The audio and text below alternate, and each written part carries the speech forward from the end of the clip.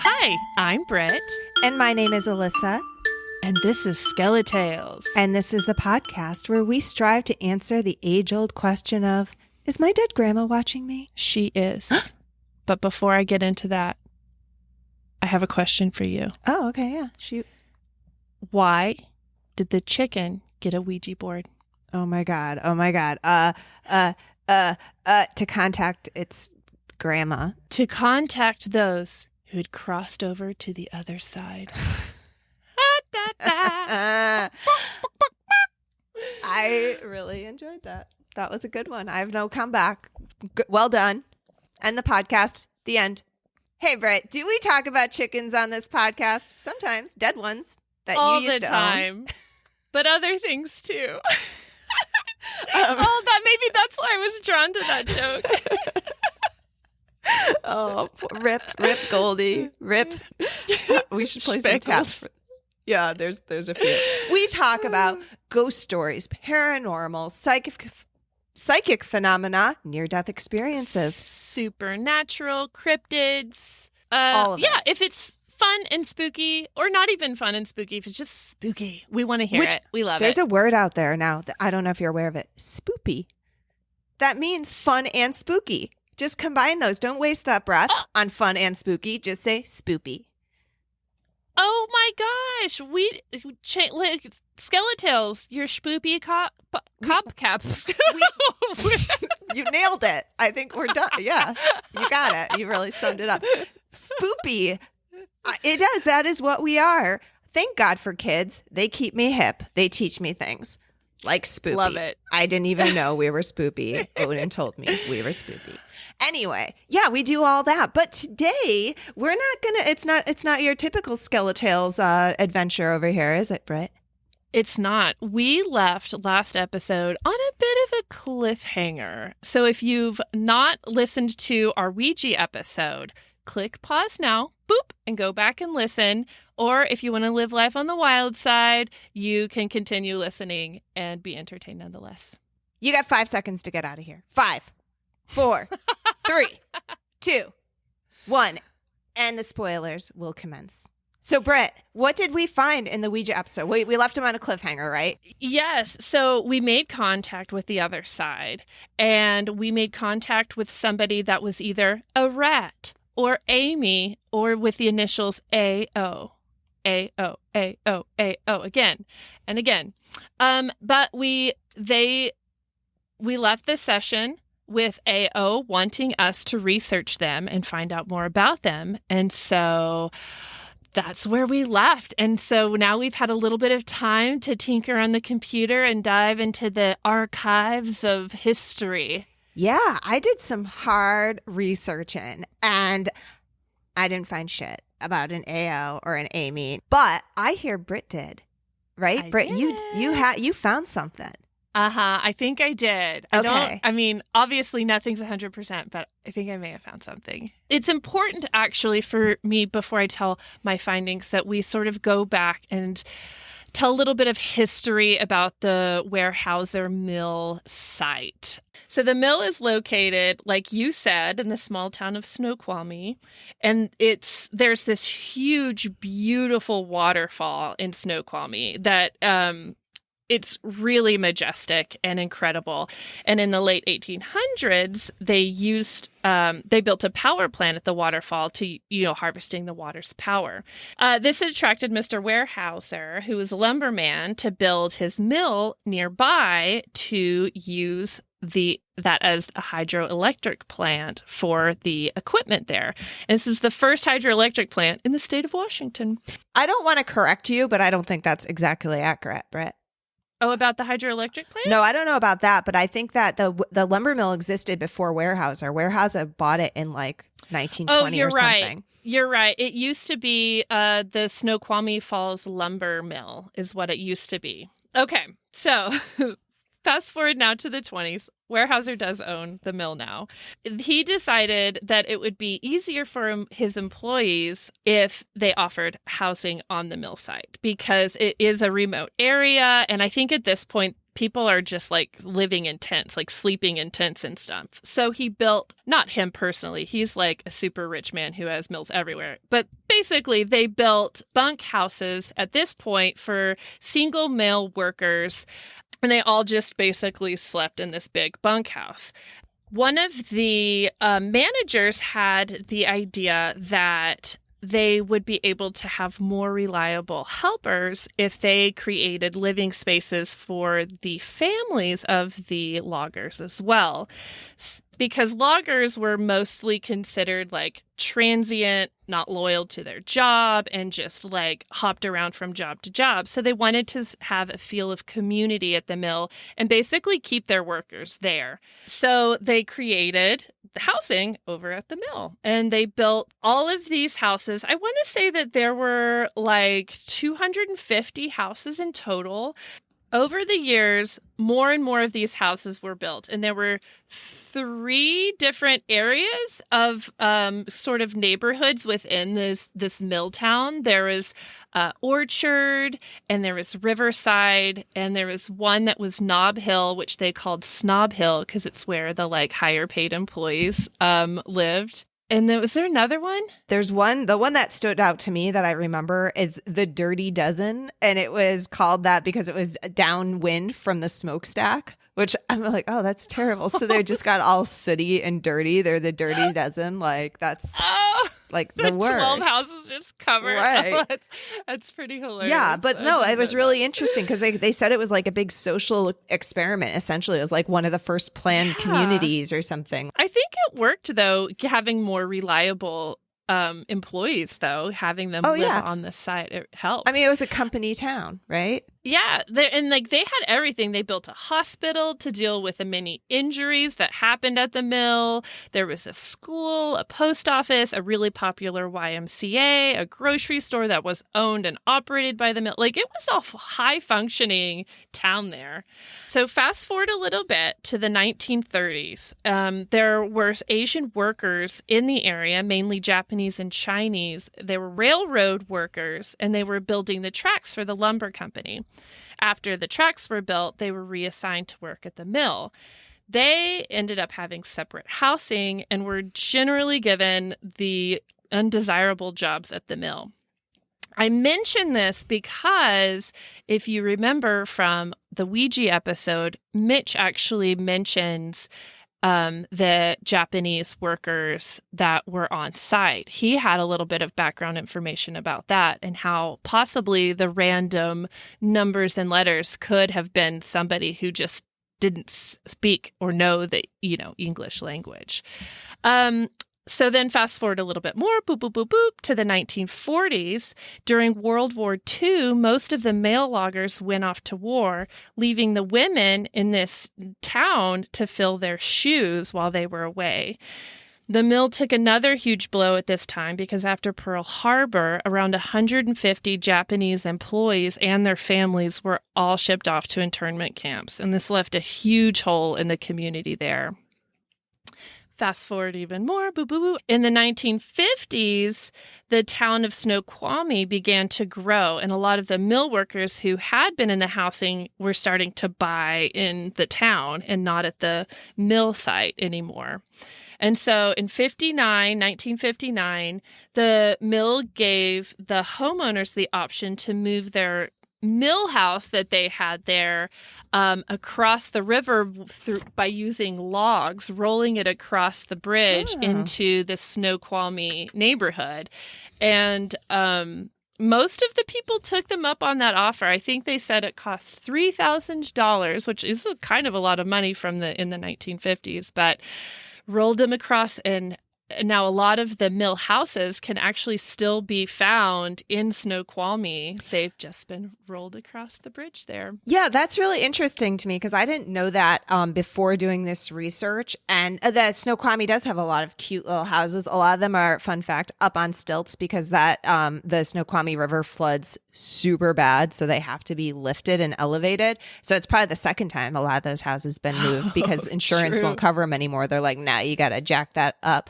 I want to say like the company town, no one owned anything. I think that was a thing about a company town. You rented everything. They owned you. You didn't own shit. And so then the mill. Yeah, I see. it was when you could buy the house. Exactly. People wanted to own their own thing. And so once they kind of realized it was shutting down, they probably gave them the option to purchase the house they were living in for and $3,000 and move it. Oh, that makes sense why it was that expensive. Okay. It might not be true at all, but I think that sounds good. I know. Like, no, I'm pretty sure it is. I got the gist. I just know that they rented and they could buy. I didn't know that I don't know about this transaction. That sounds right. Yeah. Sounds right. Sure. So then by the end of the 60s, the mill town was pretty much all closed down. They closed the school, they closed the post office, and then in the 70s, they closed the YMCA.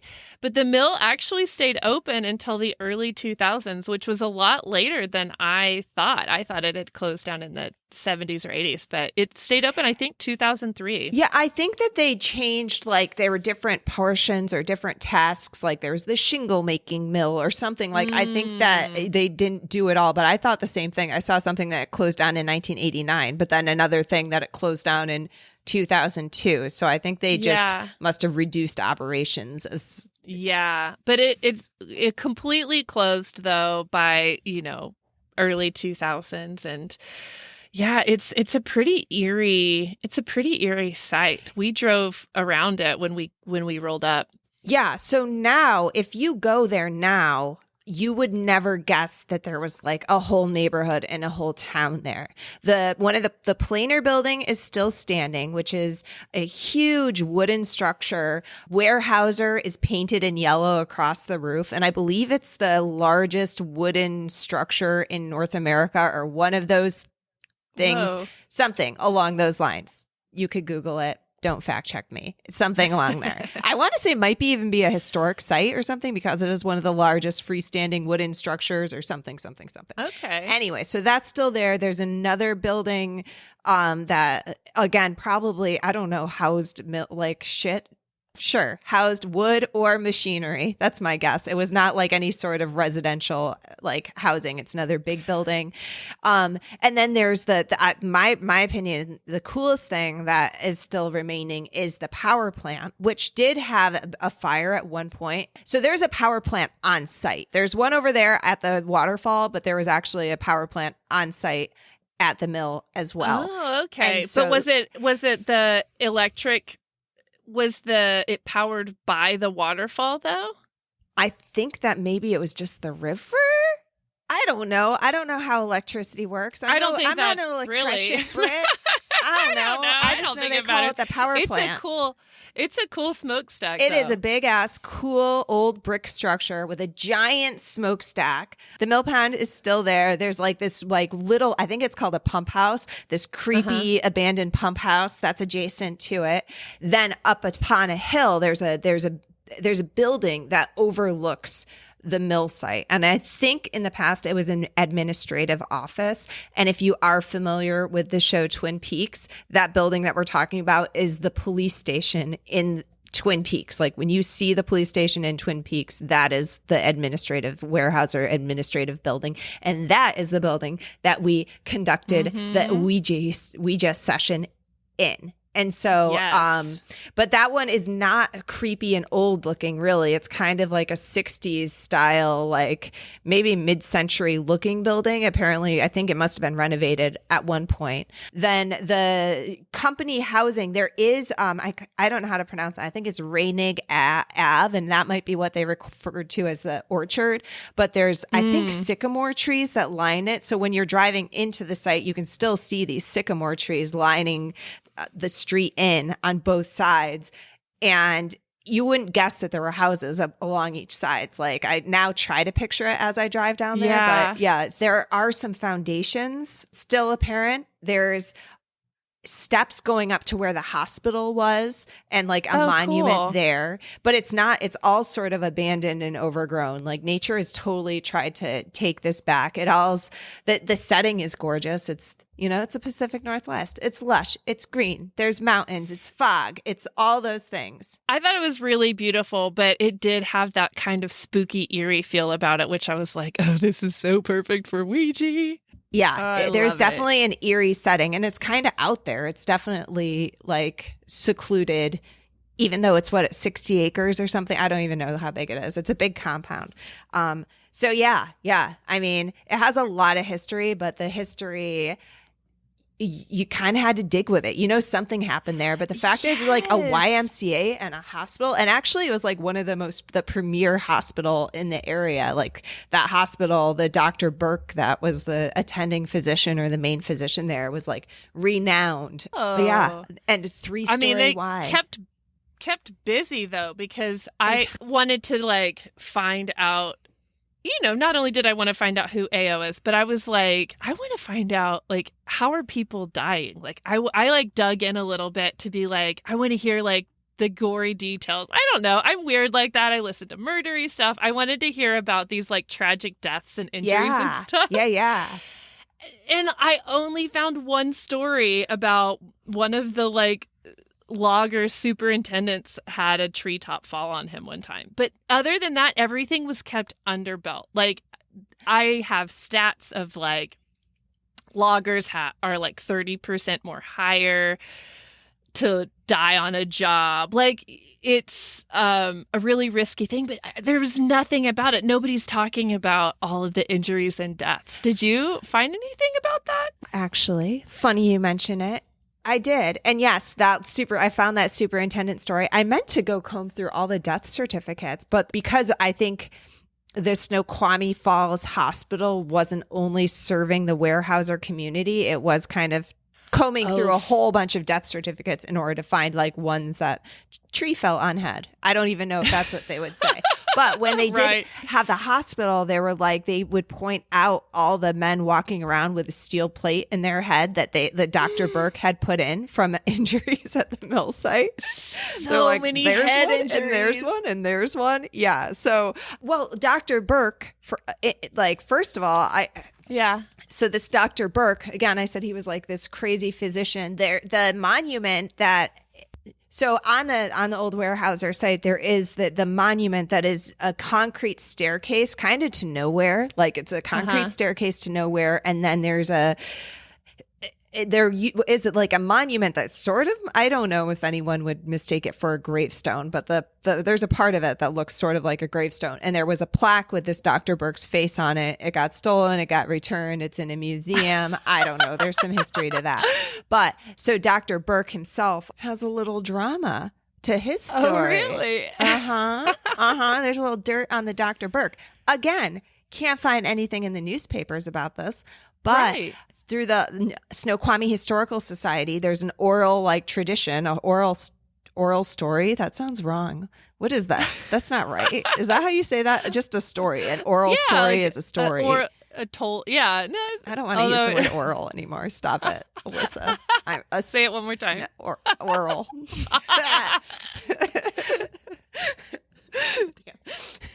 There's a story that is told that passed along that Dr. Burke was actually killed. He did not die of natural causes.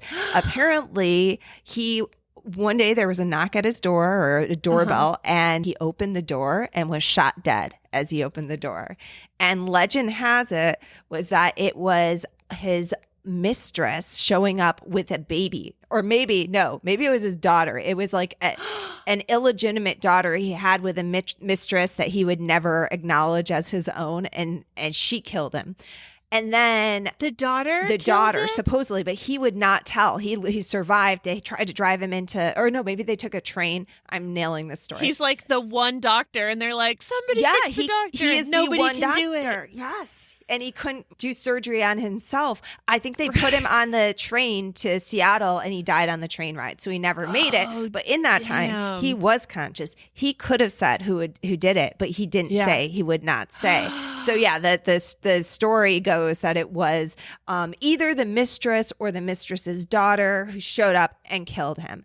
But the murderer lives. Yes, but apparently a few years back, a relative of Dr. Burke showed up at the Snoqualmie Historical Society. And they said that legend has it within their own family that it was actually Dr. Burke's wife who shot him and killed him. Because probably pissed. Yeah. And I guess probably because he had a mistress. It sounds like he had a mistress and possibly an illegitimate child, but he pissed off. Wow. He pissed off some lady and they took him out. So for sure, if there's a potential for a haunting, Dr. Burke is one at very high on my list of people who would haunt the shit out of the Weyerhauser site.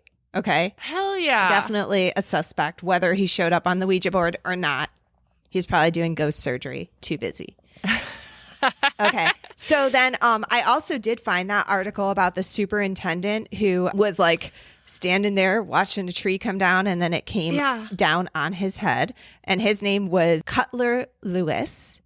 I love that you were able to like hunt down all of the dramatic like deaths and murders. I was just like, what do I have? I couldn't find anyone with these initials. Nothing that lined up perfectly. I tried and I didn't find anything super compelling. So I defaulted to murder and mystery and death. Love it. Because that's what the people want. Okay. So this Cutler Lewis, I'm going to read this because it's an old timey thing. And I just like how they talked in the old timies. Okay. Me too. I like how you talk in the old timies. Oh, have you heard my old timey voice, Britt? Is that my main voice? Cutler Lewis, veteran logging superintendent of the Snoqualmie Falls Lumber Company, was instantly killed at 1:30 this afternoon while watching the topping of a spar tree.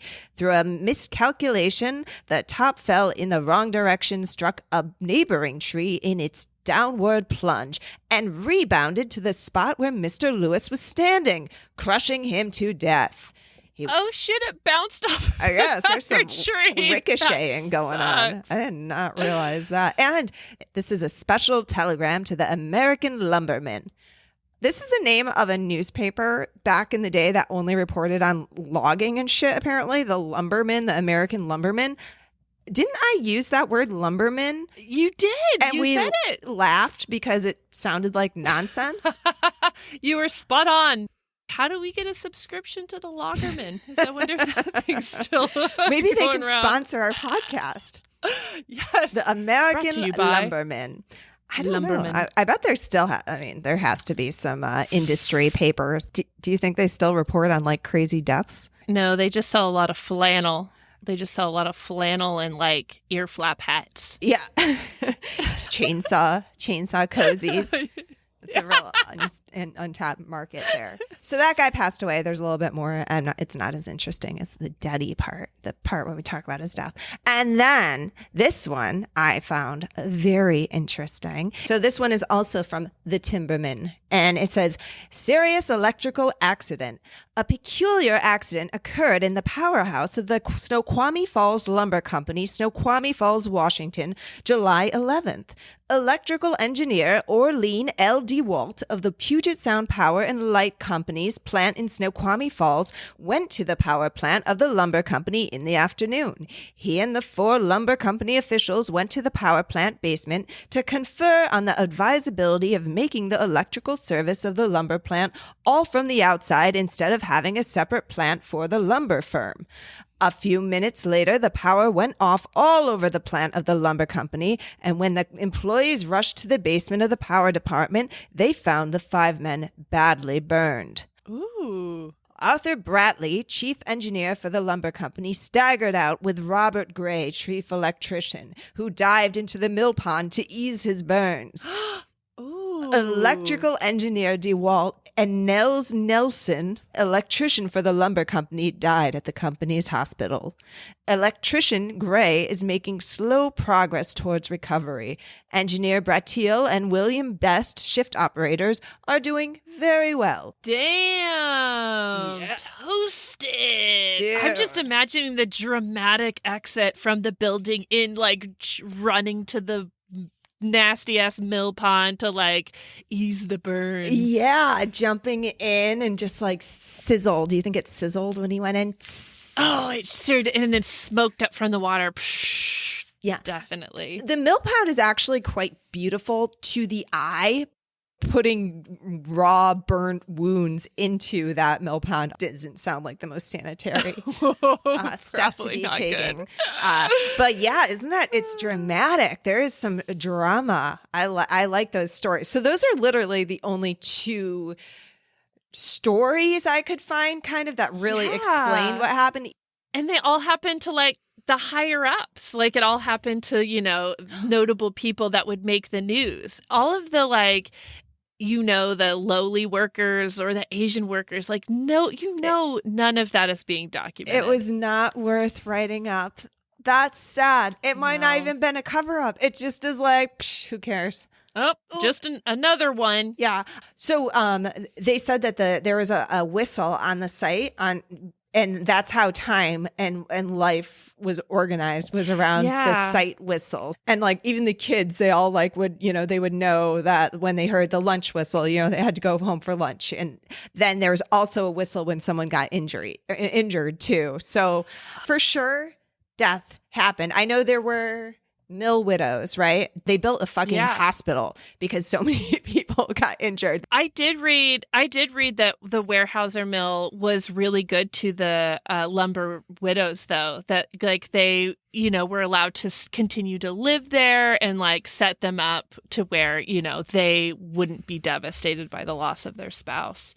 Oh, really? That's interesting. Because then I would think that it would just be like a fucking city from the amount of people dying that I picture, that it just is like just a widow town. So after we had finished our Ouija session and Amy or AO had said, yes, research us, we drove back to your house and you flipped out. Do you remember this? I do. Yes, that's right.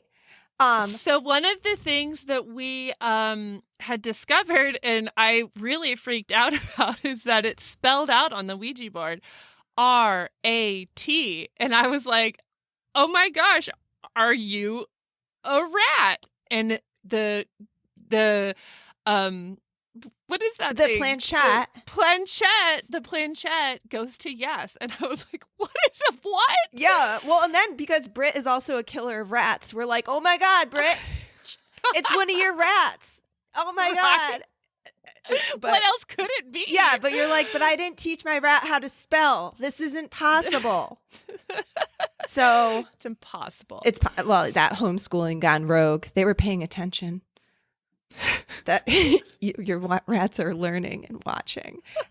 Okay, anyway, no, not a rat. Not your average fur-covered rodent, okay? I stumbled upon this article of a fellow. He used to live there and was telling a bit about his childhood and be like, it was awesome. It was amazing. We were just free and ran around and we called ourselves the Riverside Rats. That's right. I want to say you like screamed when you read it and you were like, Riverside Rats! Right? The rat! Yeah, I got goosebumps thinking about this or talking about this. And then even since then, I have talked to another person who was like, oh yeah, the mill rats. That's what they called themselves, the mill rats. So it was like a common thing. The kids in the hood were the mill rats. The mill rats. I also found that they had a chicken coop. That was their clubhouse. And so the one thing, though, that goes against if there was an Amy, which I'm not so sure. This is why I'm not so sure we were right with the name Amy. It was no girls allowed. It was just the boys that called themselves the Riverside Rats. It was their little gang, their little crew of ragamuffins. The girls were probably doing stupid shit like dishes and laundry and sewing and the chores. Brothers living it up. Some socks or something. Yeah. Ugh. So yeah, that was pretty. I was blown away by that because I didn't we saw a rat and kind of didn't think it meant anything at all and sort of brushed it aside or like that was weird. But maybe I think it's not, related. Man. Yeah. I think it's related. Of all the things now, I feel like that is the most like the juiciest. And more straightforward. Maybe it's the only actual word that was spelt, and so yeah. So the information we were giving, like basically when the board came alive, is like we were told, okay, R-A-T, rat. And then they kept going A-O, A-O. And then at one point, the planchette went over the M-Y in Mystic. And we said, are you Amy? And then it goes to yes. And so we're like, okay, Amy. But then it just kept like almost wanting to correct itself by going A-O, A-O. We asked when it was born and it went, I think it just went to the 29, right? And we were like, were you born in 1929? And it moved, yes. So we had like a little bit to go off of, like knowing, okay, so if they were born in 1929, the mill site was really only active for like a good 25 years before like the end of the 50s when they moved the mill town away. Oh, yeah. So it's, we're kind of like, there's this window of time where I think AO lived on the housing. And we know that AO's dad worked at the mill. Like that was another thing. Did your dad work here? Yes. Yes. So I found some information. I dug around for a while. So I stumbled upon a website for the Snoqualmie Valley Museum, which was like a wealth of information. They have all these old photos. They have all these old scanned documents. It's really quite impressive. One of the scanned documents that they have was titled Snoqualmie Falls Lumber Company Historical Information. It was a dry read, let me just tell you. It's almost 400 pages of random documents, newspaper clippings, telegraphs, letters. But right in the middle of all of this randomness was a map of the mill housing site from 1955. They had Orchard neighborhood, and you could see each little house was numbered. They had Knob Hill. Each little house is numbered, Riverside. And so I was like, oh, this is really cool. And then I clicked the next page, and there was a list of all of the homeowners of the housing. And I was like, jackpot. And so similar to you, I went through, and if they had the last name Brookshire or whatever, like you're out. If Mills out, I only went for last names with O because I was like, A-O, I've got to find this. And it's going to be the father's name. It's not going to be A-O because that is their kid's name, A-O, right? So I go through all of the O's and I'm searching. Okay, not them, not them. Oh, it could be this person, not them. I come across a Franz Conrad Oscarsson. And okay, who's he? Boop, boop, boop. He was a Swedish immigrant who married a woman named Hazel and then divorced Hazel. But with Hazel, they had 3 kids. Eugene, who's the oldest, Alan, who's the middle child, and the youngest, Mildred. Oh! Eugene Oscarsson, Alan Oscarsson, Mildred. Oh my God. One of the things that was happening before it got really active after the sun went down is that we kept having a U and a J. U, J, and then it went to a 9. Yes. UJ9. I'm like, what is this a license plate number? What is this? I'm going to cry. I'm sorry. I need a minute. I'm like so mind blown. I'm like my emotions. I cannot believe this. I can't believe this. Well, it wasn't until later that I think Alissa clicked in her head where she was like, I think they're trying to spell Eugene. Yes. UJ9. Yeah. Eugene.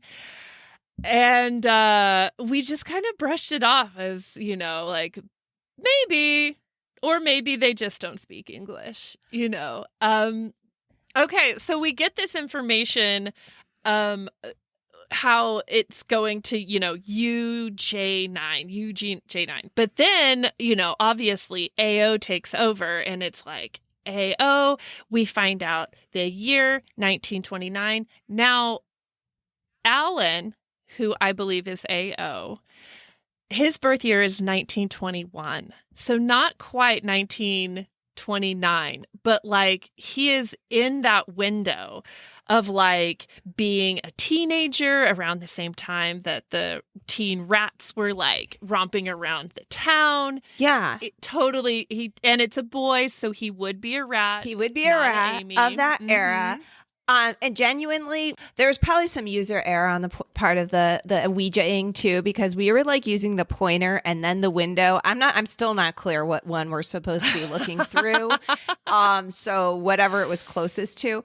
But the board does it go 0, 1 through 9, or where the 1 and the 9 would not be next to each other no matter what? No, it'd be the 0. I think the 0 is next to the 9. But I don't think, but the 1 is not. Okay. You hear me out, genealogically speaking and whatnot. Sometimes if it is, could he have been born in 1920? Because when you do a census, if you got it from a census record, it will take your age and sort of just extrapolate what year you were born. You don't give, shit. If he was 20, but his birthday was coming up, so it's okay.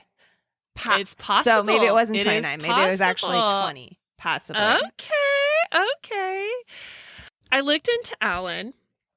And I don't know much about his youth, but I do know that in 1942, at the age of 20, he was drafted for World War II.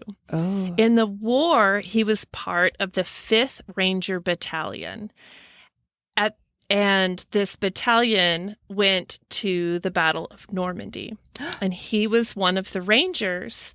And I copied this from, I believe it was Wikipedia. The Rangers broke across the seawall and barbed wire entanglement and up the pillbox-rimmed heights. That's this really tall, basically like concrete tower. Up that under intense enemy machine gun and mortar fire. And it was at this battle in 1944 that Alan died at the age of 22. Oh my God, tears. I tried so fucking hard to find a list of people who died from, like, in World War II from Snoqualmie Falls. I could not find a list of, like, they said that 7 people died. I didn't find a list, yeah. Dude. So it dawned on me as I read this, though. I was like, oh my God, tragic death that's unsolved, lingering spirit, like quick, fast death. It lines fucking up, right? That was sort of my thought, was this kid died in World War II. I don't know why. Like, I was like, that was sort of my instinct. And I tried, there's a memorial. All the names are too fucking small to see in the picture. Yes. Like, I was trying really hard. I'm like, why can't I just find a list? You would think of like casualties of war. Like it's 7 names. Because there was a Boy Scout troop. They used to meet at the YMCA, and like, I want to say 4 of them died in the war or something. Like, it was a huge blow to the community. Now, there is one major caveat that I should mention. When Hazel divorced Conrad Oscarson, she gave her last name to the kids. So even though they're Oscarson's kids, they are found in the census and stuff with her last name, which is McCann. But it's an M. Is M one of the things? We were calling them Amy the whole time because we thought it was the A and then the M and then the A and then the M, and then you said that it was like it was correcting itself and going A-O because it went to the M and the Y in Mystic. A-M. Maybe. Oh shit. I mean, okay, we can find whatever we're trying to look for if we like analyze. Well, no, I mean, because if it had gone to AP, I wouldn't have this theory. But it went to AM. It didn't go to AZ. It went to AM, and we were calling it like Amy the whole time because we thought it was an AMY. But then he's like, "Fuck y'all, AO. Try this." Why instead. would it's? Yeah, because you're not getting the M part. Let's go O. Oh, I didn't even think about that part of it.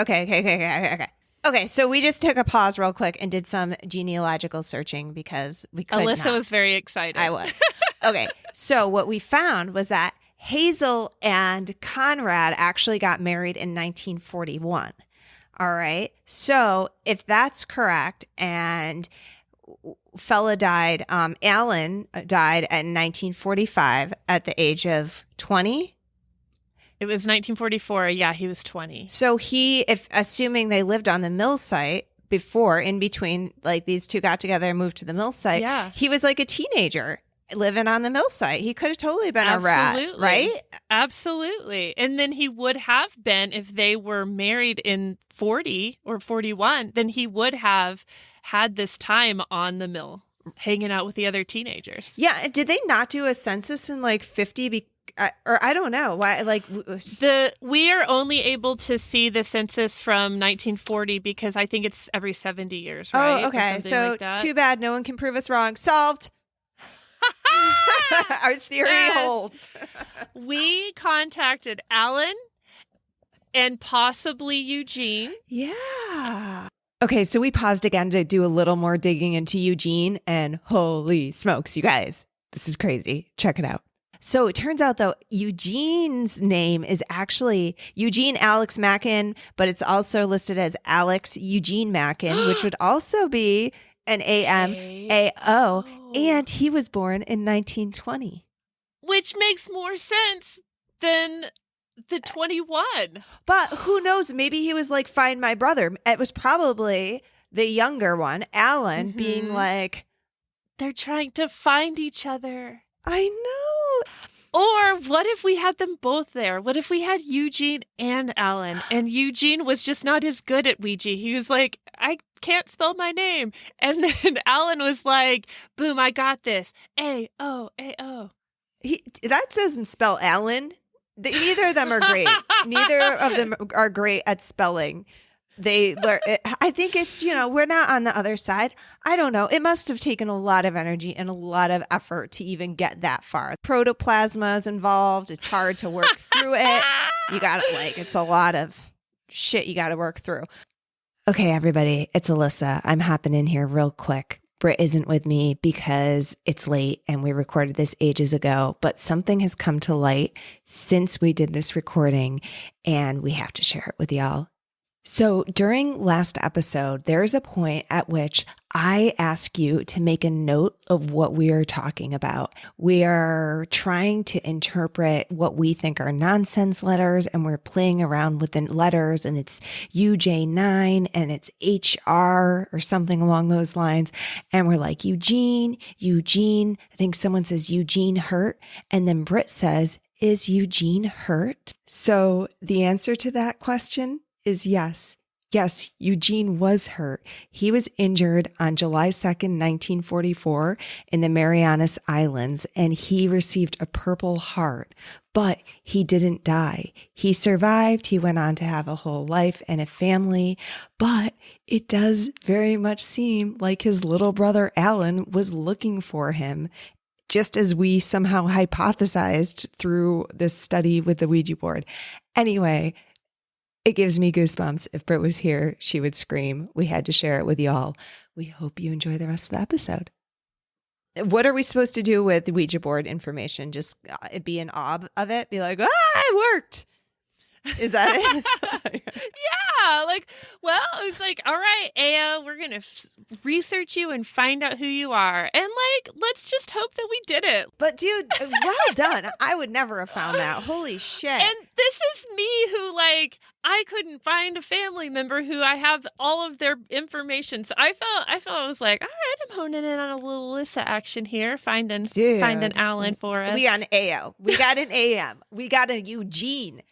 Come on. Solved. I know. Solved. No one else is allowed to research this. We are right. And the end. We're right. Ouija boards work. Absolutely. Here, I'm putting it out. I want to call for your Ouija stories. You've now listened to 2 episodes of just this up and down, amazing whirlwind of Ouija-ness from us. I want to hear your Ouija story, and you can tell us through email at SkeleTalesPodcast@gmail.com. Yeah. You can relay an oral story at our hotline. Our oral hotline, which is no. 1-900-DEAD. What? Is that what the old sex lines were? They 900 numbers? Is that what that was? 900 HOT line. Yeah. No, that's not our number. It is 302-689 dead 302-689-3323. You can also message us on any of the socials. We've got an Instagram, SkeleTales Podcast. We're on Facebook, SkeleTales Community. We're on the TikToks, the Tiki-Talkies, SkeleTales. Got a couple up there. Yeah, please follow us over there because we're trying and we are okay with making fools of ourselves. That's what you get to see over there. Oh, clearly. Okay. Anything else? What else? We've got a merch shop. Yep, you can find it on our website, SkeleTalesPodcast.com, and share the podcast with your friend, people. Yeah. Or friends. Yeah. If you have more than one. And yeah, if of course, our listeners are very, very, very socially adept, thriving individuals. Just because you have one friend does not make you a loser, Alissa. You're my Just one saying. friend, Britt. Thank you. I know, you're my one friend. Alissa. Britt. What? Hunt you later. Hunt y'all later. Good night. Good night.